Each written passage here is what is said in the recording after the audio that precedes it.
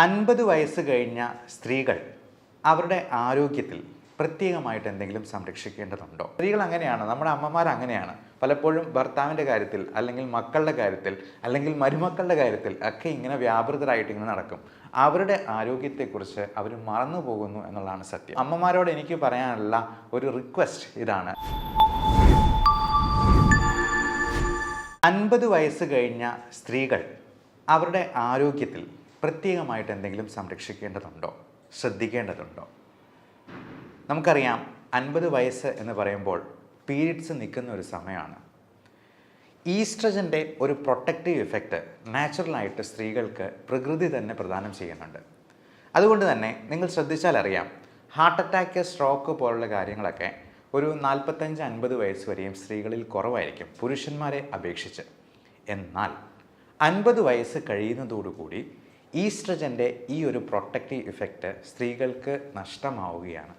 Menopause ആരംഭിക്കുന്നതോടുകൂടി. Menopause എന്ന് പറയുന്നതിനാൽ periods നിൽക്കുന്ന ഒരു സമയം.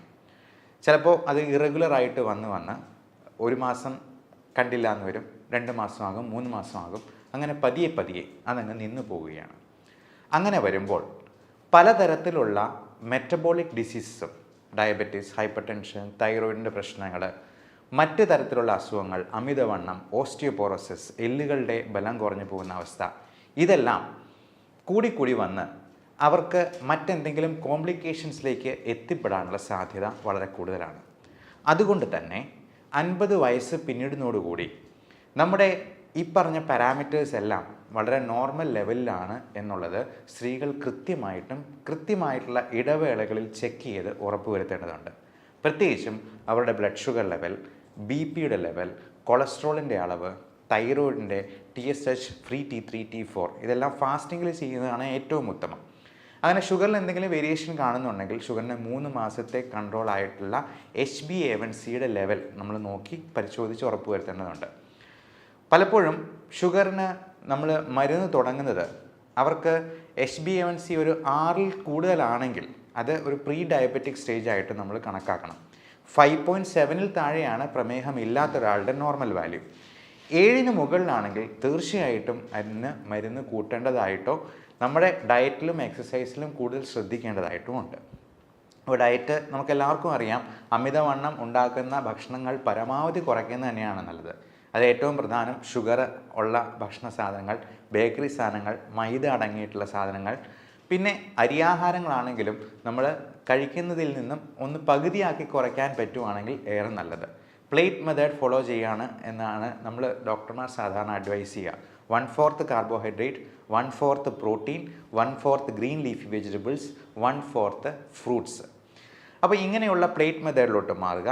കൃത്യമായി അരമണിക്കൂറെങ്കിലും ഒരു ദിവസം എക്സസൈസിന് വേണ്ടി കൊടുക്കാനായിട്ട് ശ്രമിക്കുക.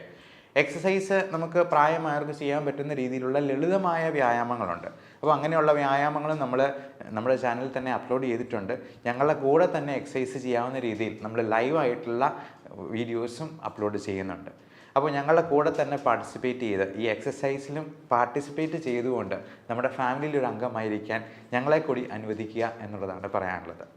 അതോടൊപ്പം 50 വയസ്സ് പിന്നിടുമ്പോഴേക്കും നമുക്ക് ക്യാൻസർ എന്ന് പറയുന്ന ഒരു മഹാമാരി നമ്മളെ ഒന്ന് കീഴ്പ്പെടുത്താൻ അല്ലെങ്കിൽ ഒന്ന് ഞൊണ്ടി നോക്കാനുള്ള സാധ്യതയുണ്ട്. പ്രത്യേകിച്ചും സ്ത്രീകൾക്ക് ഇപ്പോൾ അണ്ഡാശയ സംബന്ധമായിട്ടുള്ള ക്യാൻസറുകളോ അസുഖങ്ങളോ വരാം. യൂട്രസ് സംബന്ധമായിട്ടുള്ള മിക്കവാറും ഹിസ്റ്ററക്ടമിയൊക്കെ കഴിഞ്ഞിട്ടുള്ള പേഷ്യൻസ് ഉണ്ടാകും, യൂട്രസ് റിമൂവ് ചെയ്യാതെ. ഇപ്പോൾ പലപ്പോഴും ഇങ്ങനെയുള്ള പ്രശ്നങ്ങളൊക്കെ സ്ത്രീകൾ ആരോടും പറയാതെ ഒളിച്ചു വെച്ചിങ്ങനെ മുമ്പോട്ട് പോകും. അത് അതിസങ്കീർണമായി കഴിയുമ്പോഴായിരിക്കും പുറത്ത് ആരെങ്കിലുമൊക്കെ അറിയുക തന്നെ. ഞാൻ ഇപ്പോഴും ഓർക്കുന്നുണ്ട്, എൻ്റെ മെഡിക്കൽ കോളേജിൽ പഠിച്ചുകൊണ്ടിരിക്കുന്ന സമയത്ത് ഗൈനക്കോളജി ഡിപ്പാർട്ട്മെൻറ്റിൽ യൂട്രസ് അങ്ങ് ഇറങ്ങി താഴെ വന്ന് ഡെക്കുബിറ്റസ് അൾസർ എന്ന് പറയും, അതായത് ഈ ഗർഭപാത്രം ഇറങ്ങിയിട്ട് അതിൽ വ്രണങ്ങളായിട്ട് വന്നിരുന്ന ഒരു അമ്മയുണ്ടായിരുന്നു. അവർക്കത് പുറത്ത് പറയാൻ പേടിയായിരുന്നു, അല്ലെങ്കിൽ മടിയായിരുന്നു. അതുപോലെ പൈൽസിൻ്റെ അസുഖങ്ങളും അങ്ങനെ ഉദരസംബന്ധമായിട്ടുള്ള രോഗങ്ങളുമൊക്കെ അവർ മറച്ചു പിടിച്ചുകൊണ്ട് നടക്കും. അങ്ങനെ ഒരു കാരണവശാലും ചെയ്യാൻ പാടില്ല. നമുക്ക് പ്രായമായിട്ടുള്ള സ്ത്രീകൾ, അമ്മമാർ വീട്ടിലുണ്ടെന്നുണ്ടെങ്കിൽ അവരോട് ഇടയ്ക്കൊക്കെ ഇങ്ങനെയുള്ള കാര്യങ്ങളുണ്ടോ എന്നുള്ളത് ചോദിക്കാം. അതുപോലെ തന്നെ ബ്രസ്റ്റിൻ്റെ എന്തെങ്കിലും നൊഡ്യൂൾസോ ലംസോ ഒക്കെ ആയിട്ടുണ്ടെന്നുണ്ടെങ്കിൽ ഒട്ടും മടിക്കാതെ തന്നെ നിങ്ങളുടെ ഭർത്താവിനോടോ മക്കളോടോ ആരോടെങ്കിലും ഈ കാര്യങ്ങളൊന്ന് തുറന്ന് പറയാനായിട്ട് ശ്രദ്ധിക്കുക. അതോടൊപ്പം നമുക്ക് ഈ മെനോപോസിനോട് അനുബന്ധിച്ചിട്ടുള്ള ഒരുപാട് മൂഡ് സ്വിങ്സ്, ഇമോഷണൽ ഡിസ്റ്റർബൻസസ് വളരെ വളരെ കോമൺ ആണ്. കഴിഞ്ഞ വെള്ളിയാഴ്ച എൻ്റെ അടുത്ത് വന്ന ഒരു അമ്മയ്ക്ക് ഭർത്താവിനെ പറ്റി ഒരുപാട് പരാതികളാണ്. പുള്ളി പുകവലിക്കും, മദ്യപിക്കും, വേറെ എന്താണ്ട് ഹാൻഡ്സ് പോലത്തെ സാധനങ്ങൾ ഉപയോഗിക്കും. രണ്ടുപേരും ഗവൺമെൻറ് സർവൻസ് ആയിരുന്നു. ഭർത്താവ് റിട്ടയർ ചെയ്യാൻ പോകുന്നു, അമ്മ ഇപ്പോഴും വർക്ക് ചെയ്യുന്നുണ്ട്. ഇത് ഈ ഭർത്താവിൻ്റെ കാര്യങ്ങൾ ഇങ്ങനെ പറഞ്ഞ് സ്ത്രീകൾ അങ്ങനെയാണ്, നമ്മുടെ അമ്മമാർ അങ്ങനെയാണ്. പലപ്പോഴും ഭർത്താവിൻ്റെ കാര്യത്തിൽ, അല്ലെങ്കിൽ മക്കളുടെ കാര്യത്തിൽ, അല്ലെങ്കിൽ മരുമക്കളുടെ കാര്യത്തിൽ ഒക്കെ ഇങ്ങനെ വ്യാപൃതരായിട്ട് ഇങ്ങനെ നടക്കും. അവരുടെ ആരോഗ്യത്തെക്കുറിച്ച് അവർ മറന്നു പോകുന്നു എന്നുള്ളതാണ് സത്യം. അപ്പോൾ അമ്മമാരോട് എനിക്ക് പറയാനുള്ള ഒരു റിക്വസ്റ്റ് ഇതാണ്: ഇനി 50 വയസ്സ് പിന്നിട്ടെന്നാൽ നമ്മൾ ബാക്കിയുള്ളവരുടെ കാര്യത്തിൽ ഇടപെടുന്നതും അവരെ ശകാരിക്കുന്നതും അവരെ നേർവഴിക്ക് നയിക്കുന്നതിനും പകരം നമ്മുടെ കാര്യങ്ങൾ കൂടുതലായിട്ട് ശ്രദ്ധിക്കാനായിട്ട് നോക്കുക. നമ്മുടെ സന്തോഷം, നമ്മുടെ ആരോഗ്യം അത് നമ്മുടെ കൈകളിൽ മാത്രമാണ് എന്നുള്ള കാര്യം ഇടയ്ക്കിടയ്ക്ക് ഓർമ്മിപ്പിക്കുന്നത് നന്നായിരിക്കും. ഇപ്പോൾ എൻ്റെ അമ്മയാണെന്നുണ്ടെങ്കിലും ഡയബറ്റിക് രോഗിയാണ്. പല കാര്യങ്ങളിലും നമ്മളെ ഇങ്ങനെ അകാരണമായിട്ട് അവരുടെ സ്നേഹം കൂടുതൽ കൊണ്ട് നമ്മളെ ഇങ്ങനെ ഇൻവോൾവ് ആക്കുമ്പോഴത്തേക്കും ഞാൻ തന്നെ ഇടയ്ക്ക് പറയും, ഗ്ലൂക്കോമീറ്റർ വെച്ചിട്ട് ഒന്ന് ഷുഗർ നോക്കി കാണിച്ചുകൊണ്ട് വന്നേ, BP ഇപ്പം തന്നെ ഒന്ന് നോക്കട്ടെ എന്ന് പറയുമ്പോഴത്തേക്കും അന്നേരമാണ് അവരുടെ ആരോഗ്യത്തെപ്പറ്റി അവർ തന്നെ വിചാരിക്കുന്നത് അല്ലെങ്കിൽ ചിന്തിക്കുന്നത് എന്നുള്ളതാണ് സത്യം. അപ്പോൾ ഇത്തരത്തിലുള്ള കാര്യങ്ങളിൽ നമ്മൾ തന്നെ പ്രത്യേക ശ്രദ്ധ പുലർത്തുക.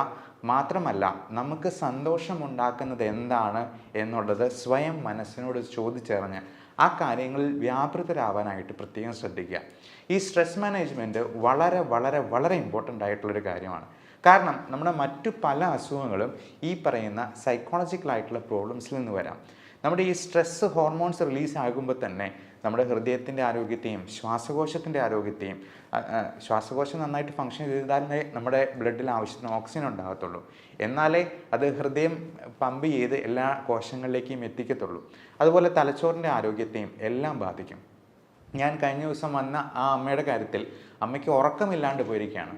എന്നാൽ ഇതിന് ഒരു ട്രീറ്റ്മെൻറ്റ് എടുക്കാനായിട്ട് അമ്മയ്ക്ക് തന്നെ മടിയാണ്. എന്നിട്ട് അമ്മയുടെ ആങ്ങളയുടെ പേരിലാണ് എനിക്ക് ഫയൽ എടുത്തുകൊണ്ട് വന്നതാണ് എന്നുള്ളതാണ് ഏറ്റവും രസകരമായിട്ടുള്ള കാര്യം. അപ്പോൾ ഈ ആങ്ങള നിർബന്ധിച്ച് പറഞ്ഞാണ് എൻ്റെ അടുത്തേക്ക് കൂട്ടിക്കൊണ്ട് വന്നത്. അപ്പോൾ അമ്മയോട് ഞാൻ ഒരു അരമണിക്കൂറോളം, ഒത്തിരി ദൂരത്തുനിന്ന് വന്നതാണ്, നമുക്ക് ഒരുപാട് ദൂരത്തുനിന്ന് 3-4 മണിക്കൂറൊക്കെ ട്രാവൽ ചെയ്ത് വരുന്ന പേഷ്യൻസ് ഉണ്ട്. അപ്പം നമ്മൾ അരമണിക്കൂറെങ്കിലും അവരോട് സംസാരിക്കാനായിട്ട് സമയം കണ്ടെത്താറുണ്ട്, എത്ര തിരക്കുണ്ടെങ്കിലും. അപ്പോൾ അങ്ങനെ ഈ അമ്മയോട് സംസാരിച്ചപ്പോഴാണ് ഈ പറഞ്ഞ കാര്യങ്ങളെല്ലാം. എന്നിട്ട് ഇത് പറഞ്ഞു വരുമ്പോഴത്തേക്കും അപ്പം ഞാൻ ചോദിച്ചു, എന്തായാലും ഈ ഭർത്താവിന് ഒരുപാട് പ്രശ്നങ്ങളുണ്ട്. ഒന്ന് അറ്റാക്ക് കഴിഞ്ഞിട്ടുള്ളതാണ്, അദ്ദേഹത്തിൻ്റെ പമ്പിങ് വളരെ കുറവാണ്, കിഡ്നിയുടെ ക്രിയാറ്റിനിൻ്റെ അളവ് കൂടി വരുന്നുണ്ട്. അപ്പോൾ ഞാൻ അമ്മയോട് പറഞ്ഞു, എന്തായിരുന്നാലും ഭർത്താവിന് ഒരു ദിവസം മരണം സംഭവിക്കും, അമ്മയ്ക്കും മരണം സംഭവിക്കും. ഈ പറഞ്ഞ പരാതികളെല്ലാം ഉന്നയിച്ചിട്ട് അവസാനം അമ്മയ്ക്കായിരിക്കും ആദ്യം അസുഖം വന്ന് മരണം സംഭവിക്കും. നമുക്ക് പറയാൻ പറ്റില്ല. നമ്മുടെ കാര്യത്തിൽ നമ്മൾ ശ്രദ്ധ പുലർത്തിയില്ലെങ്കിൽ നമ്മുടെ ആരോഗ്യം നഷ്ടമാവുന്നത് നമ്മൾ പോലും അറിയില്ല എന്നുള്ളതാണ്. അപ്പോൾ അമ്മയോട് പറഞ്ഞത് ഇപ്പോഴത്തേക്കും പറഞ്ഞു, എൻ്റെ ജീവിതം പോയി വന്നെങ്കിൽ പോയിക്കോട്ടെ, കുഴപ്പമില്ല എന്നുള്ളതാണ്. പക്ഷേ നമ്മുടെ ജീവിതം പോയി കഴിഞ്ഞിട്ടുണ്ടെങ്കിൽ നഷ്ടം നമുക്ക് തന്നെയാണ്. മാത്രമല്ല, നമ്മൾ വീണ് പോയി കിടന്നു കഴിഞ്ഞിട്ടുണ്ടെങ്കിൽ നമ്മുടെ മക്കൾക്കാണ് കൂടുതൽ ബുദ്ധിമുട്ടുണ്ടാവുക എന്നുള്ള കാര്യം ഇടയ്ക്കിടയ്ക്ക് സ്വയം ഓർമ്മിപ്പിക്കാനായിട്ട് പ്രായമായിട്ടുള്ള അമ്മമാർ പ്രത്യേകം ശ്രദ്ധിക്കുക എന്നുള്ളതാണ് പറയാനുള്ളത്. പിന്നെ ഇത്തരത്തിലുള്ള അസുഖങ്ങൾ വരുമ്പോൾ നമ്മൾ ഒരു കാരണവശാലും യാതൊരു സ്റ്റിഗ്മയും വെച്ച് പുലർത്താതെ അതിന് വേണ്ട ട്രീറ്റ്മെൻറ്റ് എടുക്കാനായിട്ട് ഡോക്ടറിനെ സമീപിക്കുക, അല്ലെങ്കിൽ അതിന് വേണ്ട എക്സ്പെർട്ടിനെ സമീപിക്കുക. ഈ അമ്മയോട് സംസാരിക്കുമ്പോൾ തന്നെ അമ്മയുടെ കണ്ണ് നിറഞ്ഞൊഴുകുക, കരയുക. ഒരു കാര്യം പറഞ്ഞു വരുമ്പോഴത്തേക്കും തന്നെ അത് കരഞ്ഞു പോവുകയാണ്. അപ്പം അത് ഭയങ്കര ഒരു ഡിപ്രഷൻ, ആങ്സൈറ്റി ഡിസോർഡറിലോട്ട് അത് മാറിയ ഒരവസ്ഥയായിരുന്നു നമ്മൾ കണ്ടത്. അതിനൊക്കെ നമ്മൾ ചെറിയൊരു മരുന്ന് കൊടുക്കുമ്പോഴത്തേക്കും തന്നെ അതിനകത്ത് ഒത്തിരി വ്യത്യാസം വരും. കാരണം ഈ ഉറക്കമില്ലാണ്ട് പോകുന്ന അവസ്ഥ തന്നെ എത്ര ഭീകരമായിരിക്കും. ചിലർക്ക് ഉറക്കം കൂടുതലായിരിക്കും, നേരെ തിരിച്ചായിരിക്കും. അപ്പോൾ നമ്മുടെ ഹാപ്പി ഹോർമോൺസ് ആയിട്ടുള്ള എൻഡോർഫിൻസ്, സൈറ്റോകിൻസ്, ഓക്സിറ്റോസിൻ, സെറോട്ടോണിൻ, ഡോപ്പമൈൻ തുടങ്ങിയ ഈ 5 ഹോർമോണിൻ്റെ ലെവലിൽ ഒരുപാട് വ്യത്യാസങ്ങൾ വരുന്നുണ്ട്. ബയോകെമിക്കൽ വേരിയേഷൻസ് നമ്മളതിനെ മെഡിക്കൽ സയൻസിൽ പറയാറുണ്ട്. അപ്പോൾ ഈ വേരിയേഷൻസ് കറക്റ്റ് ചെയ്യാനായിട്ട് നമുക്കതിന് വേണ്ട കാര്യങ്ങളൊക്കെ ചെയ്യണം, അല്ലെങ്കിൽ അതൊരിക്കലും കറക്റ്റ് ചെയ്യാം. ഇപ്പോൾ സോഡിയോ പൊട്ടാസിയോ കുറഞ്ഞു കഴിയുമ്പോഴത്തേക്കും നമ്മൾ ആ സോഡിയം കൊടുക്കുക എന്നുള്ളതാണ് ഏറ്റവും അത്യാവശ്യമായിട്ട് ചെയ്യേണ്ടത്. അല്ല പൊട്ടാസ്യം കൂടിപ്പോയെന്നാൽ ആ പൊട്ടാസ്യത്തെ കുറയ്ക്കാനുള്ള കാര്യങ്ങളാണ് നമ്മൾ കൊടുക്കുക. അപ്പം പൊട്ടാസ്യം കുറയ്ക്കാനായിട്ട് ഒരുപാട് മാർഗ്ഗങ്ങളുണ്ട്. അസ്താലിൻ നെബുലൈസേഷൻ പോലും നമ്മൾ കൊടുക്കാറുണ്ട്.